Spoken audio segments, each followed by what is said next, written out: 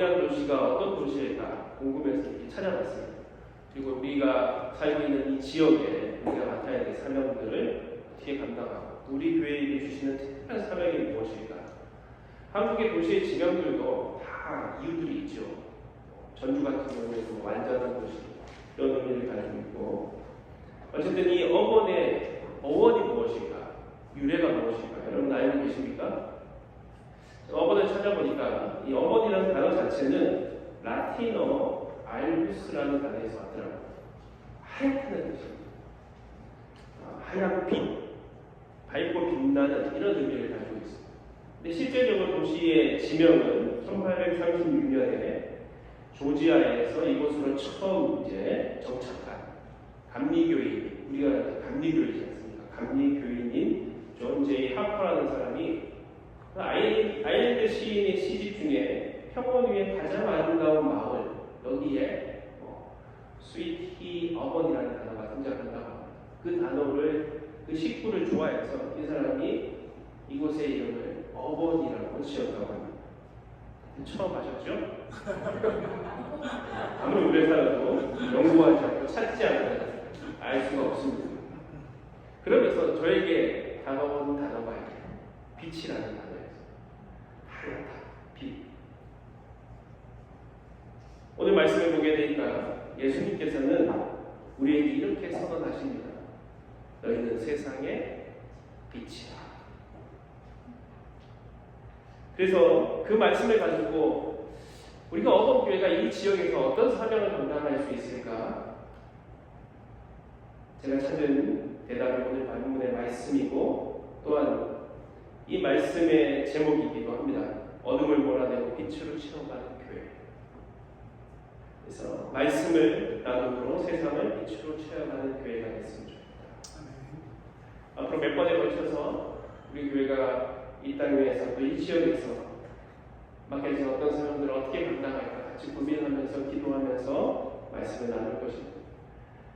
예수님께서는 사실 이 땅 위에 가장 강력한 빛으로 오셨다고 성경은 얘기하고 있습니다.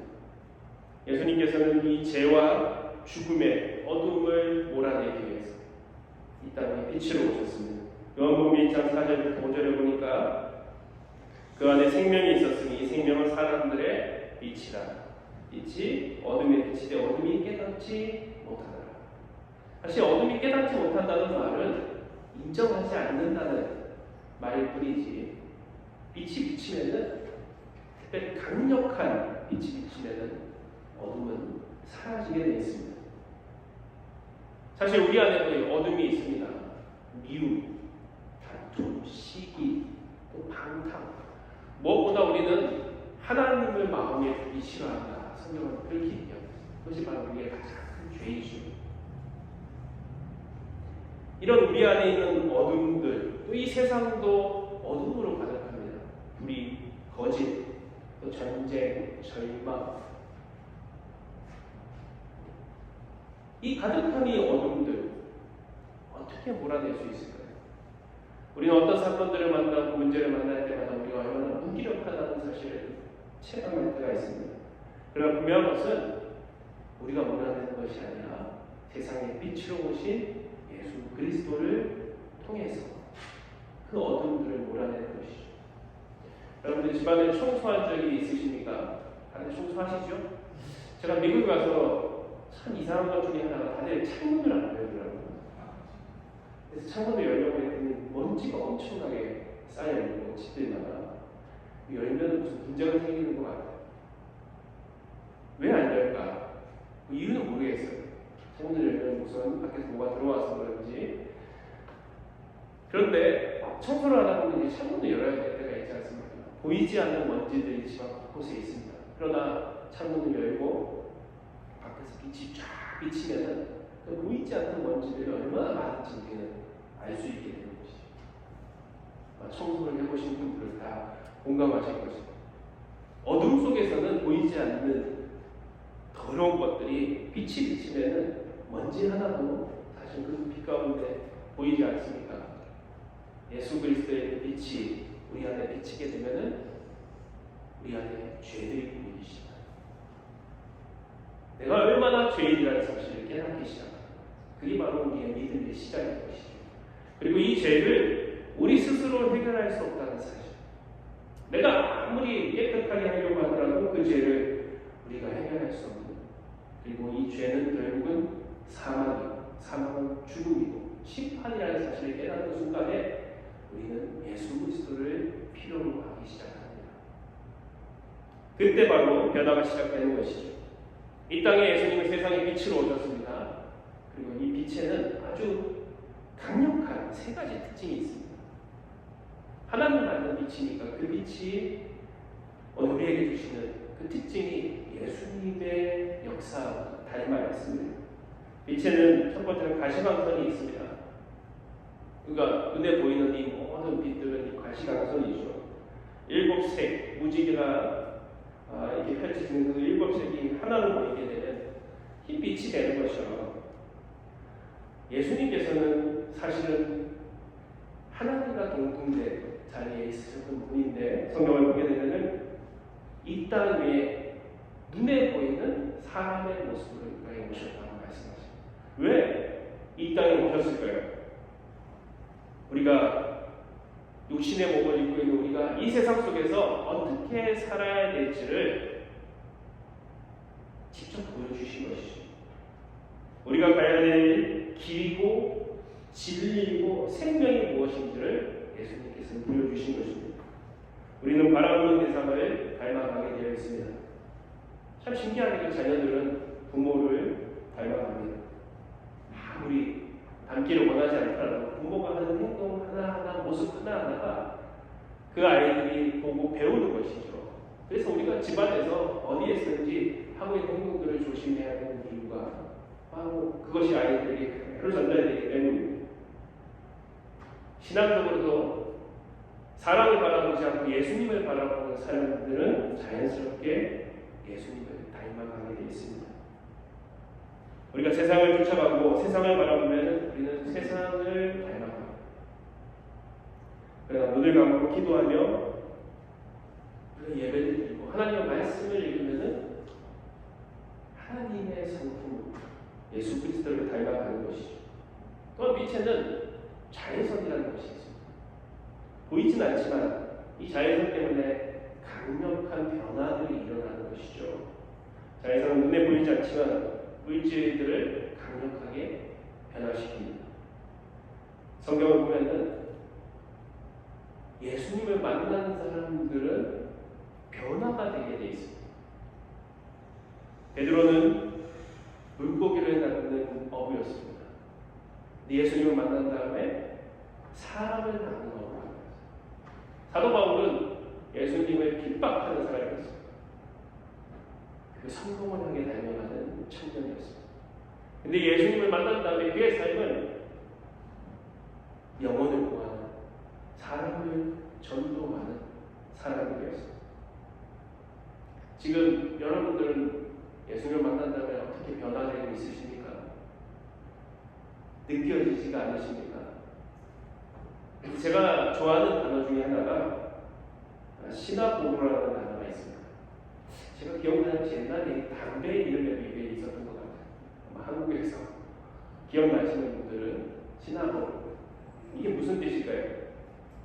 자기도 모르는 사이에 조금씩 어느새 서서히라는 뜻을 가지고 있습니다. 우리가 이 예배의 자리에 오게 되고 말씀을 읽고 기도하게 되면 눈에 보이는 변화가 없는 것처럼 보이지만 사실은 자기도 모르게 서서히 변화되고 있는 것이죠. 가랑비에 옷이 젖는 거죠.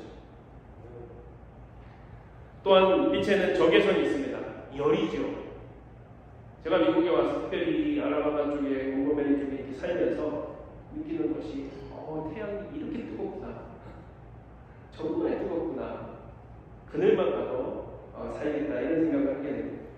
그냥 뜨거운 게 아니라 이 빛에는 열이 있기 때문에 뜨거운 것이죠. 이 뜨거운 열은 무엇을 상징할까요? 바로 성령을 상징합니다. 성령님은 오늘 우리 안에 식어가는 우리의 마음을 다시 뜨겁게 하십니다.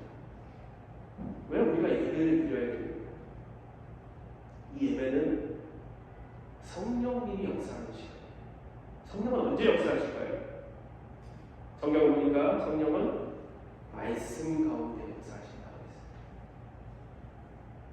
우리가 읽는 이 하나님의 말씀은 살아있고 운동력이 있어서 좌우에 날선 검과 같이 우리의 혼과 영과 그 모든 것을 골수를 쪼개기까지 한다.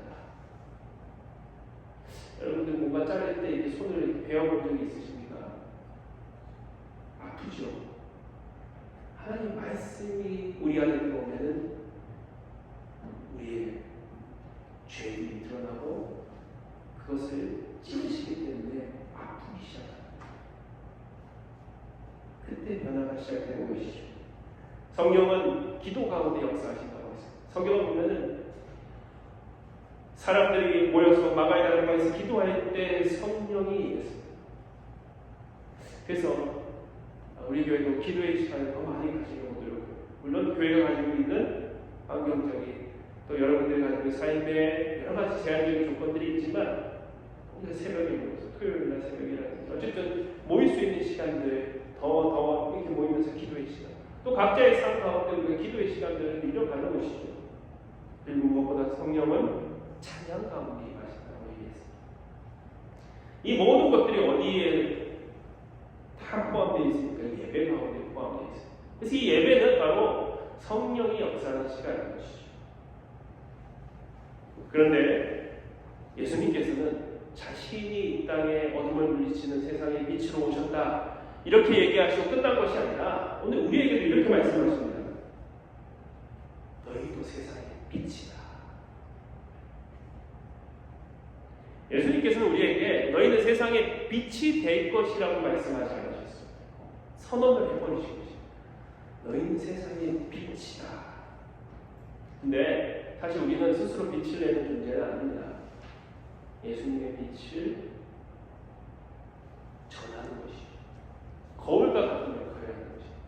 그 빛을 우리가 잘 전달할 때 그 빛이 역사하기 시작하는 것이죠. 예수님의 삶을 배우고 따라가는 것이죠. 그냥 따라가는 것이 아닙니다. 오늘 성경을 보게 되니까 등불을 말 아래에 두지 않고 등경 위에 둔다 이렇게 말씀하고 계십니다. 여러분 이 말씀을 읽으면서 여러분은 어떻게 이해하십니까? 한국말이 참 어려운 부분들이 있습니다. 한자도 있고 성경도 그런 부분들이 있죠. 근데 영어 성경을 보면 좀 분명하게 표현되어 있습니다. 여기서 이 말이라는 것은 보울이라는 단어로 표현하고 있어요. 그릇이죠. 그릇. 그러니까 이 촛불 같은 것을 이 바닥에 두고 이 말 뭔가 이렇게 떠서 재는 그런 그릇으로 숨겨놓지 않고 등경 위에 둔다는 것이죠. 다 보일 수 있도록 한다는 것이죠. 우리의 삶의 행동들, 보이는 모습들이 그냥 아무도 보이지 않게 살아가는 것이 아니라 다른 사람들이 보일 수 있는 빛으로 살아가라 이렇게 얘기하시는 것이죠. 구체적으로 어떤 빛으로 살아가야 되는지 어떤 모습으로 살아가야 되는지 또한 말씀하고 계십니다. 바로 5장 16절입니다. 너희 빛을 사람 앞에 비치게 하여 그들로 너희 착한 행실을 보고 하늘에 계신 너희 아버지께 영광을 돌리게 하라. 여기서 착한 행실이라는 단어는 그냥 한 번의 선행을 얘기하는 것이 아닙니다. 착한 일을 하는 것, 길을 가다가 어려움 당하고 홈리스 같은 사람들한테 $10 주고 그것도 귀한 일이지만 그런 선행을 얘기하는 것이 아니라 특별히 이 안에는 일상 속에서 반복적으로 아름답고 고귀한 행동을 하라는 뜻을 가지고 있어요. 어떻게 보면 습관적으로 하라는 것이죠. 여러분들 제가 어머니 와서 놀란 것 중에 하나, 한국에서 놀라지 않았는데 사람들이 길에서 달리고 있더라고요. 원고에서 절대 보지 못했던 달리더라도 자기 집 근처에서 이렇게 달리고 있는데 여기는 이 길에서 학생들이 달리고 사람들이 달리고 운동을 하시더라고요. 여러분도 러닝 하시나요? 조깅 하시나요? 저도 여기 오면 한번 해봐야 되겠다. 여기는 그래도 안전한 것 같다 이런 생각을 하게 됩니다. 근데 여러분들이 조깅을 해야 되겠다, 러닝을 먼저 장비를 갖춰야 된다고 해서 좋은 운동화를 사는 거예요. 다리가 편하고 또 어떤 옷을 입어야 되는지 막 고민하고 다 같이 운동을 하려고 해줘요. 그러다 보면 또 운동이 되지도 않기도 합니다. 근데 어쩌다가 한 번 나와서 운동을 하게 되면은 그날 얼마나 피곤합니까?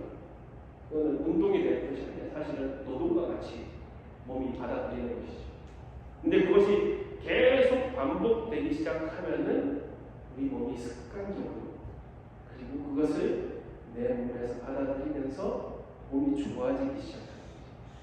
바로 오늘 예수님께서 우리에게 말씀하신 너희가 착한 행실을 보이라는 것은 한 번이 아니라 너희가 항상 반복적으로 너희의 삶의 방향들이 선한 행동을 하는 모습으로 살아가는 뜻이죠. 세상에 빛이 되는 삶은 한 번에 이루어지지 않습니다. 힘들지만 매 순간마다 그래도 정직하게 살려고 노력하는 것입니다. 넘어질 때가 있지만 다시 유혹에 빠지지 않으려고 노력하는 것입니다. 나도 힘들지만 다른 사람을 도우려고 하는 것입니다. 어떤 고난과 시련, 유혹의 순간마다 예수님을 기억하면서 나의 삶의 선택들을 다르게 하려고 노력하는 것입니다. 그래서 사실 전도도 어떤 전도지를 주는 것이 진짜 전도가 아닙니다. 한국에서 교회에서 노방전도라고 하지 않습니까? 전도지를 들고 띠를 띠고 가서 이렇게 사람들에게 복음을 전하고 여러 가지 음식을 전달해 주기도 하면서 사람들에게 전달합니다. 근데 노방전도를 통해서 교회 오는 분들은 한 분도 안 계시더라고요. 이게 정말 신기해요. 한 10년을 해도 노방전도를 통해서 오신 분들은 물론 그분들이 뭔가 뿌린 씨앗이 어딘가에서 열매를 맺을 거라고 믿지만 내가 이 전도지를 받고 왔습니다 하는 사람은 요즘에는 없더라고요. 진짜 전도는 무엇입니까? 바로 내가 삶을 변화시켜 나가는 것입니다. 그러면 다른 사람이 나의 모습을 보고 저 사람이 저렇게 변한 거 보니까 하나님이 정말 계신가 보다 느끼게 하는 것이죠. 그래서 나의 착한 행실을 보고 다른 사람들이 하나님께 영광을 돌리면 그게 진짜 전도라는 것이죠. 영광은, 하나님의 영광은 연말 시상식에 연예인들이 나와서 시상 소감으로 하나님께 영광을 돌립니다. 그래서 하나님의 영광을 받으시는 게 아니라는 것이죠. 진짜 영광은 나의 변화된 삶을 통해서 다른 사람들이 하나님께 돌리는 것, 그게 영광이라는 것입니다. 한국에 복음이 들어온 것은 200년 전이었습니다. 그때 한국의 상황은 국권이 일본에게 침탈을 당하고 있었고 나라의 운명이 마치 그 촛불 하나처럼 흔들리고 있을 때, 그리고 많은 백성들은 어둠에 빠져 있을 때였습니다. 그때 복음이 한국 땅에 들어왔고 그 복음을 받아들인 사람들을 통해서 많은 하나님의 역사들이 일어나기 시작했습니다. 한국교회 처음 이야기라는 책을 쓴 이덕주 교수님의 책을 보게 되면은 그 당시에 강화읍교회, 지금 이제 강화중앙감리교회의 김씨과부라는 팔순 할머니의 이야기가 실려 있습니다. 시가입니다. 이분이 한글을 배워가지고 성경을 읽기 시작한 거예요. 근데 성경을 읽다가 마태복음 18장 18절에서 멈추게 됐어요. 거기는 이렇게 기록되어 있었습니다. 땅에서 매면 하늘에서도 매이고 땅에서 풀면 하늘에서도 풀리리라. 이 말씀에 있는데 갑자기 자기가 데리고 있는 하인 복선이라는 아이가 생각났어요. 그 당시에는 하인들이 있었지 않습니까? 노비들이 있었죠. 자기가 생각해보니까 이 복선이라는 아이를 자기가 땅에서 메고 있는 것으로 여겨지는 거예요. 그럼 저 하늘에서도 메일 것이다. 내가 하나님 앞에 가서 다들 죄가 얼마나 클까 이 생각이 떠오르기 시작했어요. 그래서 이분이 다음 주일에 교인들을 집으로 막 초청했어요. 그리고 이 할머니를 그 방에 들어가서 하나의 종이를 들고 왔어요. 그것은 노비 문서였습니다. 그리고 그것을 불태우기 시작했어요. 그리고 그 자기의 종이의 목소리에게 이렇게 얘기하면, 목사마, 내가 정말 미안했다.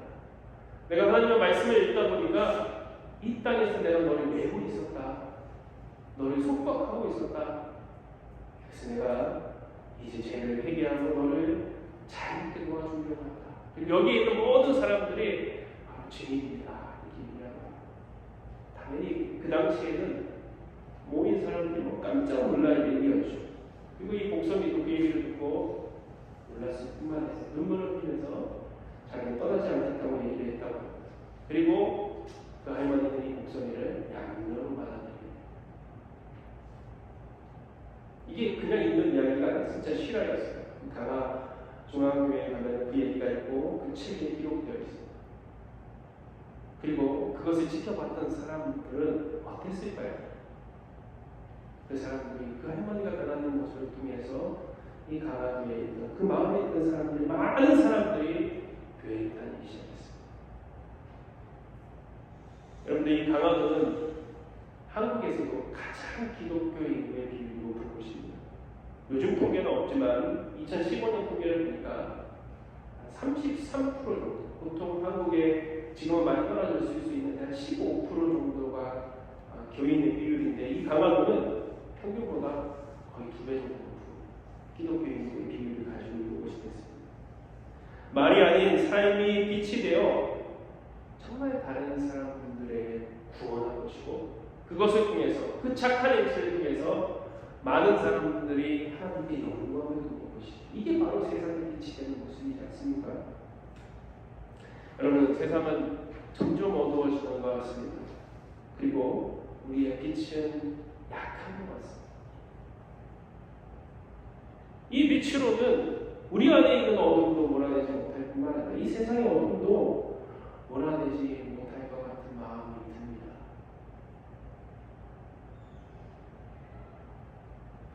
근데 제가 이 말씀을 준비하면서 아주 오래전에 있었던 사건이 떠오르더라고요. 제가 교육 전도사인 시절에 토요일 날 아침에 예배를 준비하기 위해서 출근을 하는데 9시까지 출근이었어요. 근데 그날 이상하게 뭔지 기억이 나지 않는데, 제가 이 시간을 막 그렇게 일찍 가는 사람이 아니었는데 그날은 8시 반까지 간 거예요. 들어갔더니 뭔가 이렇게 이상한 느낌이 드는 거예요. 사무실에. 저쪽을 봤더니 뭔가 환한 빛이 보이는 거예요. 예수님이 거기 계셨다, 이렇게 얘기했으면 좋았을 것 같은데 그게 아니라 이렇게 종이가 막 불타고 있는 거예요. 처음에는 뭐 잘못 봤나 생각을 하고 다시 눈을 비비고 봤더니 촛불 하나 이렇게 있는데, 그 촛불이 바람에 옮겨 붙어서 종이가 타고 있고, 그 옆에는 이제 뭐 그 사무실 안에 모든 집기들, 뭐 나무와 뭐 커튼이라든지 여러 가지들이 있으니까 금방 이제 불이 타서 이 온 건물이 탈 수 있었던 것이죠. 그래서 뭐 급하게 가서 제가 불을 껐습니다. 나중에 알고 봤더니 한 전도사님이 명상을 하겠다는 촛불을 하나 켜놓고 거기서 명상을 하다가 잠깐 어디를 갔다가 잊어버린 것이죠. 제가 조금만 늦게 왔다면 아마 그 촛불을 하다가 이 온 건물을 다 태워버렸습니다. 저는 그때 그게 하나님의 어떤 인도하심이 아니었을까, 그런 생각을 했는데, 어쨌든 여러분, 매년 캘리포니아에 산불이 나서 한 번씩 불탄다는 이야기를 들었습니다. 근데 그 불씨가 작은 불씨부터 시작합니다. 아무도 모르는 자연적인 그 불씨 하나가 온 세상을 불태워버리는 것이지 않습니까? 여러분, 작은 촛불 하나가 온 건물을 태울 수 있습니다. 작은 불꽃 하나가 온 세상을 태워버릴 수 있다는 것이죠. 우리가 있는 이 감리교회의 시작도 존 웨슬리라는 그 목사님의 회심과 그 마음이 결단이 감리교 부흥운동이 시작된 것입니다. 사도 바울 한 사람의 그 결단이, 그 변화가 온 유럽을 복음화시키기 시작했어요. 잘 것까지. 그러나 우리가 하나님의 말씀을 믿으며 나의 삶을 변화시키려고 노력해야 돼요. 그 불꽃은 작은 불꽃이 아닙니다. 우리가 상상할 수 없는 놀라운 역사를 이렇게 불꽃이 된 것입니다. 저는 그것을 믿습니다. 그러기 위해서 우리는 하나님 말씀을 매번 기도해야 되고 예배가 우리의 삶을 말씀을 나누는 것 통해서 어둠을 빛으로 만들어 가야 하는 것이죠. 우리 어원교회가 또 그런 교회가 되기를 원합니다. 이 어원에 하나님이 이 교회를 세우신 이유는 그냥 우리끼리 잘 먹고 잘 지내라고 세우신 것이 아니라 이 어원이라는 땅을 하얗게 빛으로 채워가는 어둠을 물리치고 예수 그리스도의 빛으로 채워가는 그런 교회가 되기를, 그런 삶이 되시기를 주님의 이름으로 기도하겠습니다.